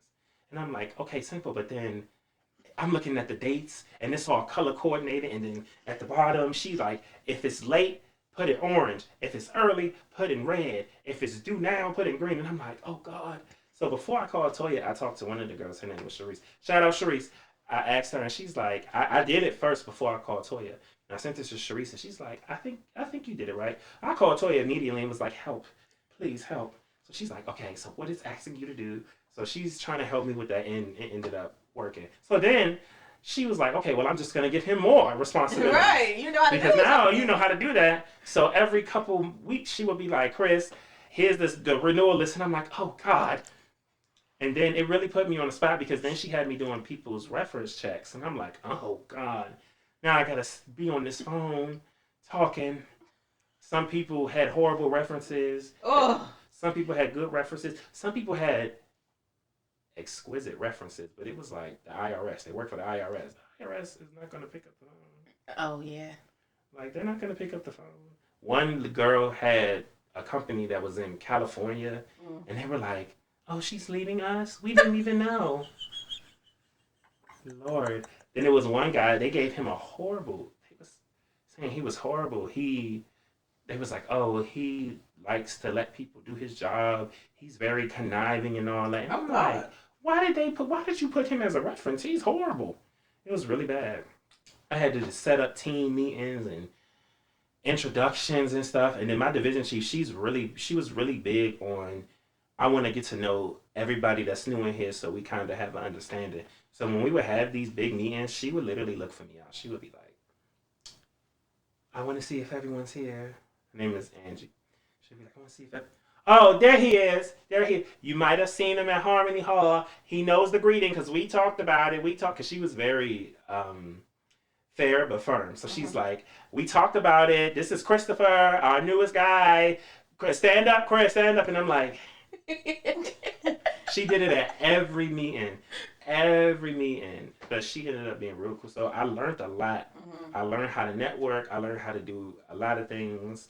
I'm not going to say public speaking, but I guess as far as the calls. So then they called me from my old yard. It was like, hey, how do you feel about working logistics in the stockroom? And I told them, as long as it doesn't conflict with any of my restrictions, I can't live, I can't be doing nothing that's going to, I was looking for my phone, sorry. Go ahead. You dropped it on the floor. To hurt or harm me. So they were like, no, it's nothing like that. They were telling me about the manager. And everybody was like, this manager? I was like, yeah, I've never seen him before. And they were like, he works in the mechanic shop. So when he came, immediately I knew who he was. And he kind of told me how everything goes. So he was like, yeah, we are looking for a supervisor, but until the supervisor comes, you'll be in here. And he wasn't in there. So I basically learned so quick. I looked at like all the stuff that's in here. I wrote down like, what's the most thing people use? How does it go? Because at that time they have a sign in, sign out sheet, how people sign it, the different aisles and stuff like that for a couple months. So I had to learn all that how to deal with deliveries, how to make sure people get their stuff, how to email it to them and all that. Would you say that, granted, obviously nobody wants to go through what you went through, but would you say that experience kind of put you in spaces that you may not have necessarily got a chance to be in had that not happened? Cause like what like with you doing custodial, you were good at that. So like, at what point would you have ever been like, okay, I'm gonna go to Harmony Hall and work front desk? Had this situation not happened? I think before the LVAD, I thought that what I planned to do, I was gonna plan on being custodial, but eventually, and sometimes I do regret it because I got offered 3 positions, custodial, and then 2 positions outside. And sometimes I'm like, outside is in cutting grass, which is called. Well, technically it's called general maintenance, even with custodial. Okay. So. But that's like it's like landscaping, and then it's like custodial. Okay. It's like landscaping, or they have something called program support where you set up events and stuff. Okay. Or I could have been on the trash truck or cycle truck. Okay. All of it is considered maintenance. Okay. So I used to think to myself, I should have just went outside, because before all of this, when I was seasonal, a lot of the guys knew me from being outside. So they would tell their managers, and their managers would come to me and they'd whisper and be like, if you ever don't want to deal with custodial no more, we would love to have you. Then when I first got career, I would do a lot of overtime, which was outside. So they already knew I knew how to cut grass, I knew how to trim, I knew how to edge, they knew I knew the trash route and all that. So they were definitely like, if it ain't working on custodial, you can always come with us because we'll just train you up and all that. So I think about that sometimes, but also I feel like being at Harmony Hall put me in an uncomfortable situation, but it helped me learn a lot. So once I came in the stock room, that's immediately how I was. I started writing stuff down. I started noticing people patterns. I started noticing what was being taken out more, what was, So when the supervisor came, his name is also Chris, he walked in the recreation warehouse next to us. So he had experience, but he was like, I'm glad that you had experience outside in the custodial, because he was like, as far as what people want, I don't know anything. I take trainings and stuff, but he's like, you physically seen them use these things. Yeah. So we learn, even now, we learn a lot from each other. He learns a lot from me. I learn a lot from him. And the best thing is we get along really, really well. Because when I tell you, he be having me laughing, y'all. He's so funny. He be having me dying. I could imagine, because I know how funny you are, I could just imagine you and Chris. Like, oh my God, he's funny. He's funny because he's so impatient, but in the funniest way. Like, when he be typing on the computer, he be like, I want to show you something. This don't even be work related. And the only time we talk about work related stuff is when he comes out in the thing, and I'm doing stuff and he'll just say it and I'll be like, all right, and I got it in my head. But if I go in his office, he'll be like, I want to show you something. And he's trying to zoom in and he'll be like, Mother of God, nothing's working. God damn it. God damn it. You motherfucker. You mother. I'd be like, Chris, tap, tap. He'd be like, oh. Is he old?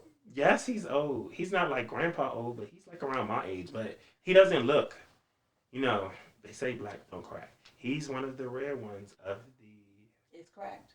No, he's white. He's white. Oh, okay. He's one of the rare ones that he looks pretty young. You know why? Because he's an advocate. That's what it is. I say that all the time. I say that all the time. If you're an advocate, you look good. You're gonna always look good. So, all right. So, you basically took us through the whole journey, which, you know, I think we needed to kind of hear that. And now, for me, and maybe you might feel like this too, if anybody is like, oh, what happened? You could be like, you know what? I talked about this in detail on a podcast. Oh, I'm definitely going to tell all my coworkers and I'm going to tell people. Okay. I'm going to post it on Instagram too. And I'm going to be like, yeah, I see if you want to know my story. Let me see all you motherfuckers viewing. It's like 12 of y'all. Yeah. Get into it. Hit the link. So with it being, you know, Heart Health Month, February, Love Month, etc., how do you show yourself self-love or self-care? How do you take care of like your mental, all of that? Great question. Self-care, I try to get my hoofs done, which is my feet. You haven't done that in a while. It's been a minute. It's been a minute. I don't have bad skin. I think I take care of my skin pretty well. Mm-hmm. But I try to be more attentive to that. Try to wash my face every day. And, you know, try. I try. No, I'm just like, washing your face every day. That's basic. Well, not for me. Listen, for me, when I be ready to go to work, sometimes I be like, oh, the pits, whoop, whoop. Switch the batteries. Okay, gone. Any man, not every man, but most men have those days, So. Also, so to give people some context, you do have to start work at 5:30, 5:45?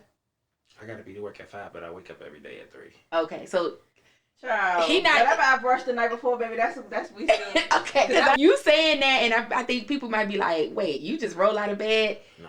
He's up at 3 and out of the door probably like 3:34 to be to work by 5. So let's put that into context. It's an early morning. I don't need nobody thinking you just dirty.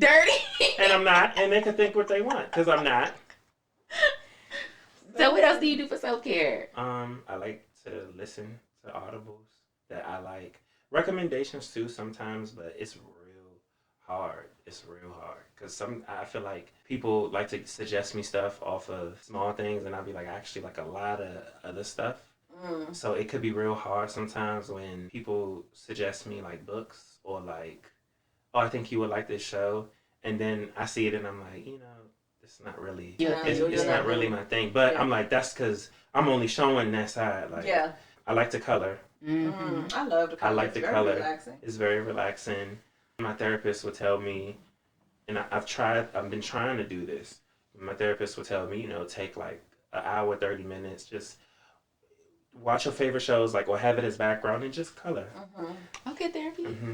One of my favorite out of 1,000, clearly, out of 1,000 shows I like The Golden Girls. So I would put that on. Blanche. My favorite is Dorothy. I got the cup. These are my cups. I got the pops. I think I got everything but a shirt. I started watching after I had Joshua. I'll be up in the middle of the night nursing or whatever, and the Golden Girls would come on. And I just got into the gals. They're funny. It's hilarious. They are really funny. My favorite, she reminded me of me, is Dorothy. Because her sarcasm she's quick. Yeah, Dorothy's the grandma, right? No, Dorothy is the tall one. Oh, okay. Sophia's her mom. Okay. Yeah. Dorothy be quick with it. I think you more of a Sophia. I think I'm Dorothy because Dorothy's. I feel like I'm probably more Dorothy than you. No, Toya, you're not a Dorothy. Who am I? You're Rose. You're Rose. Rose? You're Rose Nyland. Yes, you are. Rose is the dumb one. White. She's not dumb. She's not dumb. She's like Kelly Bundy. No, she's not that much like it. Because she has moments. Oh, Rose. Rose is like the Southern Belle. Yes. Okay, that's why she talks. She's not. That's Blanche. Rose is more so like the person who does not get the room and has to ask questions about what's going on until someone's directly saying something about her. Now she want to get. And then that's why I say I'm Dorothy, because I would tell you like, no, that's not what they're saying, Toya. So definitely. right, speaking of your hobbies, so I know, y'all may not know, but Chris is an avid concert goer, if that is the way to say it. And you love also going to conventions. I know you like your animes, you like your different TV shows and things like that. So with having an LVAD, you didn't allow that to kind of stop your life, right? Like, still do your things. And I think one of the kind of questions that people might be asking is like, how are you able to still do all of that? Well, before the LVAD, I wasn't doing none of that. Before the LVAD, the only concert I've been to was the Chris Brown one, and then I saw Demi Lovato. I wasn't going to no concerts, and I didn't go to no conventions. It wasn't until I had the LVAD when I went to AwesomeCon in DC. Then I went to GalaxyCon. And I went here, and then I went there, and then the concerts started. All this started happening after the LVAD. Before the LVAD, I was going to work on home. Wow. So speak to that a little bit. Was it because you had a near-death experience that you were like, I'm going to live my life? That also, I felt like before I always talked about doing it, because before it was, I never got the money. Then when I got career, it was like, I'm just focusing on the job. So every time it was the time for overtime where I can make some money, I was doing it. I was doing Amazon Flex with it. I get out my own house, so I got to do something. I really wasn't, when I could have been spending that time trying to enjoy it. Because once I did get out my own house and I did get full time, I was able to do things, but I just wasn't doing them. I wasn't doing them. And I feel like now with the whole life experience, I'm just like, anything could happen. Also, when I get older, when I get real old and rusty, I don't want to be like, I could have. I really wanted to go see Beyonce. Toya was like, oh, well, I'm going to see Beyonce in FedEx Field, and I never went.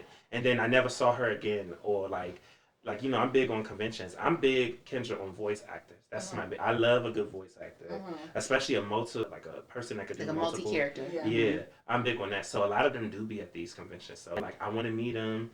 I want them to sign stuff. And if I don't know how, if I go like this whoosh, and you show my concert videos, Kendra, I'm screaming. You would have thought I was drunk having a time, because I'm telling you, I have good footage, but it's just me. Yeah, woo, yeah, woo, yeah. You can always take your footage and put it on like TikTok and take your voice out of it. I'm trying, man. I need to, because when I met Kalani, everything was so good. I'm like, this footage is so good. No, she going like this, and I'm like, hey, something nice like this. Hey, and then this girl group I love called Flow. Because they opened up for her, I was screaming so much. I feel like you should still post that, because I think people know that you're at a concert. So for me, when I watch people's concert footage, I expect to hear people in the audience yelling and screaming. I expect to hear the person recording. It's like it is what it is. But it's not a normal, like when normal people, it's like, what's the song? They'll be singing it. It's like you're going to start playing games, and then the person like playing games, me, I'm like, playing games! I know you said I want to make good! I know you said... And it's like, Toya's like, unbreak, y'all like, unbreak my... And I'm like, woo! Unbreak my heart! Ooh, that's me. So the Flow videos, when I met them at Norfolk, I was so impressed to meet them. They were really nice. We talked for a long time. Man, I got great footage of them because I was right here, Kendra. Ooh, but all it is me. I don't want nobody. And they making it worse. I don't want they making it worse. I don't want nobody. I don't want nobody. I don't want nobody. I don't want nobody. Nobody. Let me sing it again. When we saw Beyonce, I didn't know she was going to do a Renaissance part of Cowboy Carter. So I'm singing. I look so good. Dead ass. Supernatural fashion over. Superstar, let's supernova. I'm going off. I didn't record when she was singing Daughter. I don't know if Toya heard me, but I thought I was an opera singer. I was like,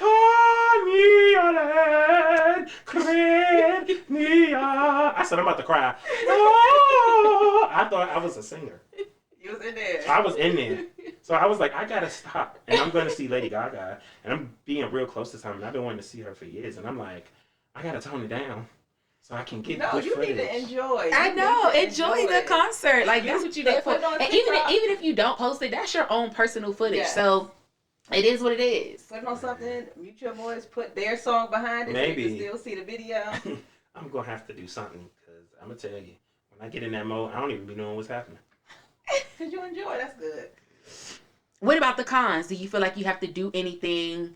Like, are there any tips or tricks, like, you know, for you know, having an LVAD? Like, obviously you have to take breaks and things like that, but like, what would you say is like, this is what I do to kind of prepare myself to be in these busy environments where, you know, I do have to kind of consider the environment that I'm going into?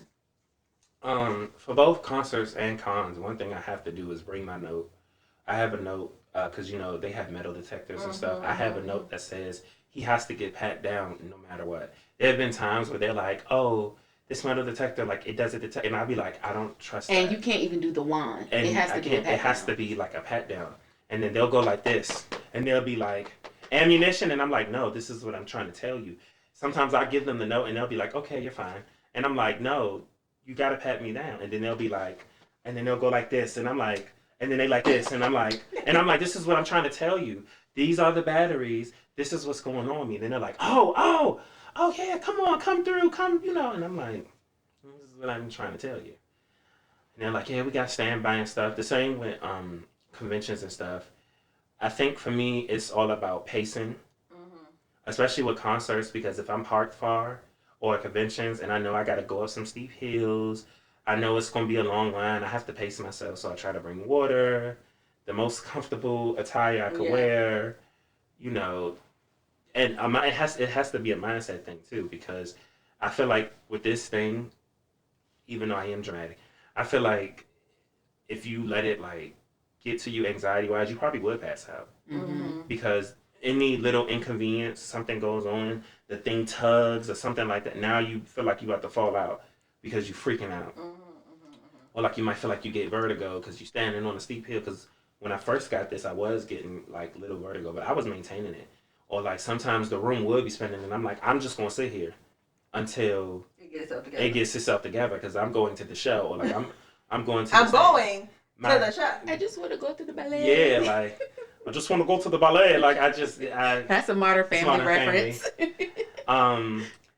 There was one time where I went to Richmond. That was my second. Me and Sydney, we went, and I was in a line for hours. I think Sydney was like, I was in a line for like 4 hours, and my head was spinning, and I was like, no. I will sit on the floor, and the time is just gonna pass. I do think that, so I love that you don't let it stop you from doing anything. I also love that you have kind of taking it up a notch to be like, I'm really going to live my life and do all the things I said I was going to do. I also think that you should, I mean, it's your life, you do whatever you want, but I think that you should start communicating more and asking for accommodation because it's okay, you need it. You know what I mean? Like, you're somewhere and it's a long line. If there's an assistant somewhere, it's okay to say, hey, is there a chair that y'all can bring out? Because I know I'm okay standing in line, but like periodically I need to sit down, I have a condition, whatever. With the concerts, I was telling you the next time we go, we need to do our research to see if there's an accessible thing that we can get where if we are parked far, they can have a shuttle come out and get, because for people that are in wheelchairs and stuff like that, they have resources for them. Thought about getting a note for you. So he just hasn't done the work. But stuff like that, you know, I know it's a thing where we don't really think about it. We just live life as we normally do. But I do think we should start seeking accommodations. Relative fill everything out and attach the note to it. They mail you your stuff. Even like going to concerts and reaching out to the organizers and saying, I need some accessibility, because I know if we did do that, then they would say, okay, here you can park in handicap, but even if handicap park is here and the entrance is here, they'll send out a buggy to come get you because you can't walk long distances or you can't stand in line. We just don't, and I say we because we hang out together a lot, but essentially when you're not asking for it, it's almost like closed mouths don't get fed. And some conventions do offer that. They like, even if I get there and I'm like, hey, I do have a medical condition, I can't stand long, I think they do have little buggies and stuff. I think it goes maybe 5 miles an hour. They probably even have priority where they let disabled people cut the line I and think things so, like that. yeah. I'm sure they do. But if you don't ask, Yeah, and so that should be one of my resolutions is asking, but it's something that I don't really think about. But I feel like for stuff like that, I do need to ask. Oh, especially if it's something outside. So speaking of concerts, Mhm. you all are a big musical family. Who is your artist above artist? that's a good question. One or We'll do the top, and then you can give me Like top 5. yeah.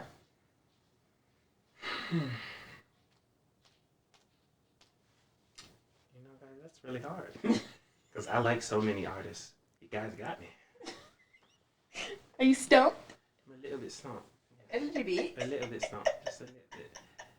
So I'll ask you this: what has been your favorite concert Okay. that you have attended? Nicki Minaj, the first time. What Billie? I seen her twice. She's lost a lot of. Oh, I know. Credibility. We talk about this, Yeah, she's all lost the a lot time. of that and fans and all the things. And that's fine, but it won't stop me. I'll still be going rapping itty bitty piggy, you know. Hey, but You know, people say, Nicki Minaj. This is like as somebody else I was watching the other thing, and he was asking if Beyonce had lost her mind. What would Angel say? She said, "Well, I like Beyonce. I don't know who Bianca is." I feel Nicki that. Minaj, But I don't know who Onika is. Onika has lost it. But like I told Toya, I think all of this is just stemming from a place of hurt from her, because I told Toya her community turned her back against her, and now it's this narrative of her. She's angry, she's bitter, so of course she's gonna go to where people that, even if they pretending, where people perceive to like her. And Toya brought up a good point yesterday. She did do pop music, so now she is around a lot of all these white people. Now they're trying to learn lyrics and all this stuff. So I feel like she's just going where she's wanted, because every radio station, every time it's always, she's mean, she's this, she's that, she's all this, she's this, she's that. But we got tons of divas in the industry that are horrible. They're mean, they don't want to give new girl chances, but nobody says nothing to them. But my favorite artist, I have it. It's actually 2 of them, but I'm going to say this one because I know her catalog more than the other one. I like Britney Spears. I like Britney Spears. I like old Britney when she was like, "Hit Me Baby." I like when she went to her dance, when she did her dance thing, and before she completely quit music, she became a songwriter for a lot of pop girls. So Britney. And I was going to say Janet Jackson because Britney is Janet Jackson because that's who she idolized. A lot of people don't know that. A lot of people think it's Madonna, but it's actually Janet. And when you hear a lot of older Britney songs and see her performing, I'm like, yeah, that's something that Janet Jackson would sing. But I know more of Britney's catalog than Janet. But Janet is also my favorite because of that. She started with Control and Rhythm Nation, and then she got sexy. Then she started doing her pop thing. Then she leaned more into R&B. Now she's like this global icon, and she dances. She can actually sing. She knows good music. She's a good actress. Also, her brother, please. That documentary's coming out. Yeah, I've seen that thing with Fantasia crying like this, and she was crying. It's a meme of her crying. That's going to be me walking out the theater. And it's my father's fault because he's a big Michael Jackson fan, but I'm going to be in this. I'm going to be like the concert. Sing it. Hey, baby. I'm telling you. All right, so if we're doing your top 5, Brittany, Janet. I seen you stump me again, young lady. Young ladies, you keep stumping me all this time. Brittany, Janet, Nicki Minaj, Rihanna, and Toy, you're going to be shocked. You're going to be shocked. I don't think I will be. Flo. It's a girl group called Flo. I actually am. I thought I am. I think I she am. thought I was going to say like Ariana or something. I was, what I was prepared for was either Halle, Ariana, or one of your Korean people. No. Yeah. The K-pop. I am shocked to hear you say Flo. Because Flo, throughout the years from when they first started. I would have even been okay if I heard you say Toni Braxton. But to hear Flo, that definitely did gag me. Yeah, because I was just watching them last night. They were covering Brandy, because you know Brandy's. And I'm just like, they're taking it. They're so good. Because Kendra, I don't know if Toya's told y'all, I know we talked about it passing. I love a good girl group. I love the Spice Girls. Weren't they in, they were here before Norfolk, yes? Yeah. Yes, they was in Silver Spring. Yes, we saw their billboard, and Janet was like, I want to see them so bad. They're so good. I like them because me and Toya talk about this in a girl group, because there's another girl group I really like. It's two of them. One's called Fifth Harmony. That's where Namani came from. There's another one called Little Mix. And the thing I like about girl groups, I model it after two girl groups, which is the Spice Girls and Destiny's Child. And that's because, or like Cheetah Girls. In a girl group, I like how everybody sounds good together, but they all have their own individualities. I like the vocal ranges. I don't like people that's too hot. Two people don't got to be high. You need a middle person. You need some low people. And one person can be high. And Flo does that. You got your middle girl, who's my favorite. Her name Georgia. She's the leader. Renee's the low girl. And Estella's the high. So when you hear them combine, I hear it. And it's not sounding like too Christina. Or it's not sounding too low. It's like range. And they had a good year. Their music has been good. An honorable mention to my white girls like Ariana and all that. I like them. I like Ariana. It's a new girl I like with Zara Larson. Like, the list could go on because I like pop music. So the list can go on and on, but I think they're my top 5. Now, rap, favorite other than Nicki, J. Cole. You a joke at J. Cole? Yes. If you go downstairs in my room, I have a thing with him. I got 2 of them. Yeah. R&B, The Weeknd. I don't care what no one says. Well, all right. So before we wrap it up, this year you're turning 30. And so what would you say your goals are for this next kind of decade? Or what is your expectation, I guess, for 30? One, to stop stressing. Because I stress over stuff that it don't even be that serious. It's a lot of things that I stress over. And because I'm a big what if person. I'm really big on what if. And then I'm always a what if in the negative, not even a what if in a positive. So I would say stop stressing and be financially stable, because I feel like one point I was doing really good with my credit cards and everything. And I'm going to be honest with you, I don't know what happened, which also means I'm trying to focus on being more consistent. Because when I was consistent, I was paying my credit card bills and stuff on time. So when I wanted to go to concerts and conventions, I didn't have to worry about missing out because it was already there, because I sacrificed that check or I saved over that time to do it. So I need to start focusing more on that. One of my New Year's resolutions was to make sure my car, I call her Jean, to make sure that she's running and she's good for the next couple years. Cooking more, even though I'm a chef. I already cook everything. Because what do you tell you? If I get my Paula Bean on my down home with the Neelys, I will cook it up. I really would. So Kendra, you might catch me, you might maybe, but cooking more. Versus like ordering out. That and just cooking more, because it's something I do like to do. So refining my cooking methods more. And I know y'all laugh. Y'all gonna laugh when I say to this. But I got to do the Hercules. Looking up healthy recipes, because I would like to try not to eat out a lot, but I also don't want to be like, this is bland, this is gross. So right now, what I have been doing, I've been experimenting in the house with it, is doing a lot of salt-free things. So far, like I've been doing salt-free, like the Cajun chicken thighs, and everybody seemed to like it. So, just doing more stuff like that. I'm also trying to do healthy desserts.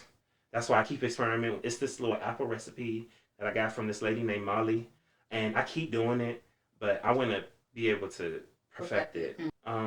Being more positive, because I feel like I'm positive for everybody else, but I feel like for me, I'm not positive. No, and I feel like I'm my harshest critic, and I feel like I give people good advice, but I don't be taking my own advice. Well, why would you do that? So what else? That's just it. Just making sure that it's not that serious. Like, you don't have to keep stressing. Let's work on it this way. Let's do it this way. Also, I have a trauma for certain things that I have to get over. And I think the way I can get over it is by talking about it and keep reassuring myself. It's not going to happen. This isn't happening. Nothing's happening to you. Why do you keep thinking that? This might have happened in the past. This is not the past. This is the future. This is the present. Stop looking at it like that. So. Okay, that was a good That was break. another wonderful, amazing episode. It was. I feel like we didn't kiki as much as I expected to.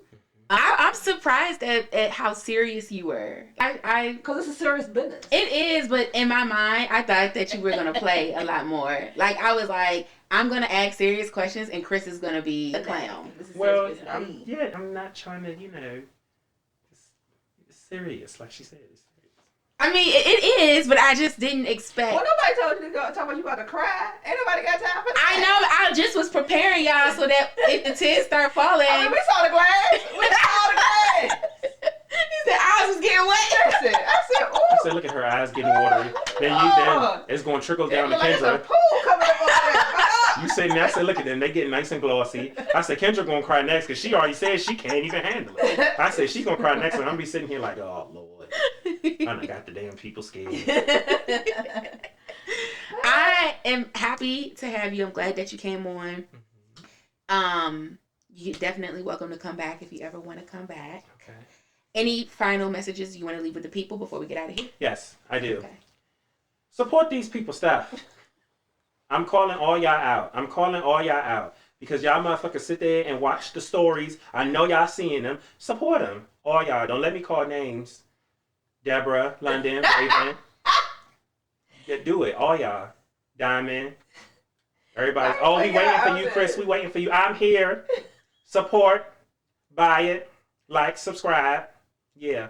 We're going to tag everyone. Drewski, they all going to see this. And we're going to get up there. So, support. That remind me of the trend where people be like, and you better like it. And you better like it. And to the people that do like it, Ruby, Sanithia, Tony, Crystal, Mari. I mean, go ahead and call it out. Erica. Right. You know, the people that do support, we see you and we appreciate you. Yes, we do. Amen. We appreciate you. And the last message I want to leave before we do the clink is this is going to work out for you guys. Oh, and I'm manifesting it all work. And anytime you need me to come back, you know. I'm glad we've made you comfortable. To be the Kelly comic Rowland relief. of the That's group. Kelly Rowland. Kelly The Rowland. Kelly Rowland of the group. Okay. You know, I can do that. Who was Michelle? Okay, or we could do sugar, spice, and everything nice. Okay. And Toya, yesterday, Toya said, sugar, spice, and everything nice. She said, and who am I? I said, who do you think you are? She said, everything nice. I said, no. I said, spice, sugar, everything nice. Y'all see how you Woo! do me? So funny. All right, so make sure you Like, subscribe, hit the notification button, tell a friend to tell a friend. drop down in those comments. Leave comments. If you have any other questions, we'll try to maybe put up some photos so you can kind of see what the LVAD looks like. Mhm. For sure. If you have any questions for Chris or want to know more about anything else about like his story or symptoms that you know, how did he feel about going to the doctor, like now moving forward in his transition into a new part of his life and all of the different things, make sure you drop it down in the comments. We'll make sure we get them to you and try to answer them.